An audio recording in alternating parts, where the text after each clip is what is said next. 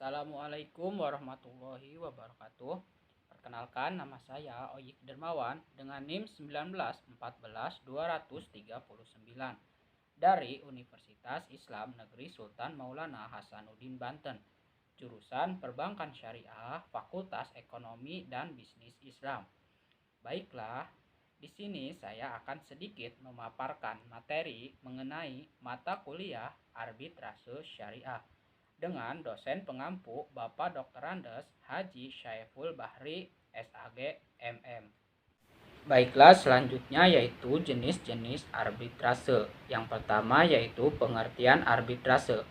Arbitrase adalah cara-cara penyelesaian hakim partikulir yang tidak terkait dengan berbagai formalitas, cepat dan memberikan keputusan, karena dalam instansi terakhir serta mengikat yang mudah untuk melaksanakan karena akan ditaati para pihak. Arbitrase adalah suatu prosedur yang oleh para pihak yang berselisih secara sukarela setuju untuk terikat pada putusan pihak ketiga yang netral di luar proses peradilan yang normal. Selanjutnya yaitu jenis-jenis arbitrase. Arbitrase ini terbagi menjadi dua. Yang pertama, arbitrase ad hoc atau volunteer adalah suatu badan arbitrase yang dapat dibentuk baik setelah maupun sebelum timbulnya sengketa dan akan berakhir pada selesainya sengketa tersebut. Pembentukan arbitrase ad hoc ini didasarkan pada kesepakatan para pihak yang bersengketa.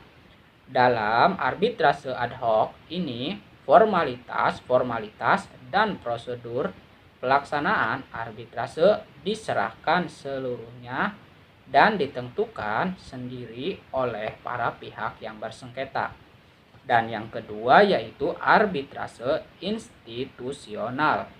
Dalam pasal 1 ayat 2 Konvensi New York 1958, arbitrase institusional ini disebut dengan istilah permanent arbitral body. Hal ini dikarenakan bentuk dan sifat dari arbitrase ini sendiri, yaitu suatu arbitrase yang dibentuk oleh suatu organisasi tertentu dan bersifat tetap atau permanen. Menurut Gunawan Wijaya, arbitrase institusional adalah lembaga atau badan arbitrase yang bersifat tetap. Lembaga ini sengaja didirikan oleh suatu organisasi tertentu dan bertujuan untuk menyelesaikan perselisihan atau sengketa yang timbul dari suatu perjanjian. Sifatnya yang permanen dan menetap dari badan arbitrase institusional ini merupakan suatu ciri pembeda yang utama dari arbitrase ad hoc. Selanjutnya yaitu perbedaan arbitrase ad hoc dan institusional.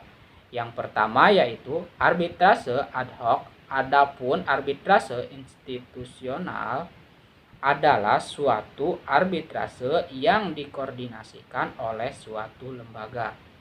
Yang kedua, arbitrase ad hoc dibentuk secara khusus atau bersifat insidentil untuk memeriksa dan memutus perselisihan sengketa tertentu dalam jangka waktu tertentu pula. Setelah memutus sengketa, berakhir pula arbitrase ad hoc ini. Arbitrase institusional adalah arbitrase yang melembaga yang didirikan dan melekat pada suatu badan atau lembaga institution tertentu. Yang ketiga yaitu arbitrase ad hoc tidak terkait dengan salah satu badan arbitrase sehingga tidak memiliki aturan tata cara sendiri, baik mengenai pengangkatan arbiternya maupun mengenai tata cara pemeriksaan sengketa. Dan yang terakhir yaitu pembentukan arbitrase ad hoc dilakukan setelah sengketa terjadi para pihak yang bersengketa yang memilih dan menentukan arbiternya atau bisa pula meminta bantuan pengadilan untuk mengangkat arbiternya yang bertugas memeriksa dan memutuskan sengketa yang bersangkutan. Dan selanjutnya yaitu kelebihan arbitrase. Ini beberapa kelebihan diantaranya. Yang pertama yaitu bahwa berperkara melalui badan arbitrase tidak begitu formal dan fleksibel. Yang kedua yaitu faktor kerahasiaan proses berperkara dan keputusan yang dikeluarkan. Yang ketiga, para arbiternya, para pihak yang bersengketa dapat memilih sendiri. Yang keempat, karena putusannya final dan mengikat. Yang kelima, adanya kepekaan arbiter atau wasit.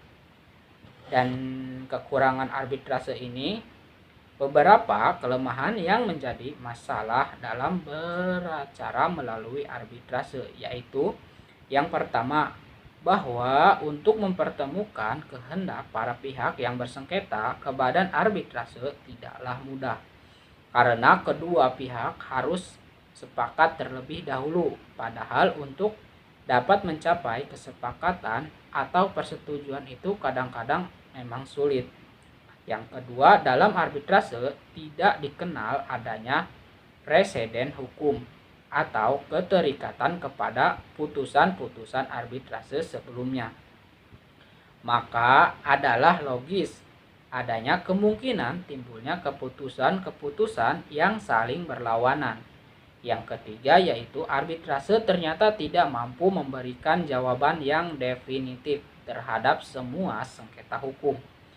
Dan yang keempat yaitu keputusan arbiter selalu bergantung kepada bagaimana mengeluarkan keputusan yang memuaskan keinginan para pihak. Menurut Komar Kantajmadja, ternyata arbitrase pun dapat berlangsung lama dan karenanya membawa akibat biaya yang tinggi, terutama dalam arbitrase luar negeri. Cukup sekian, terima kasih.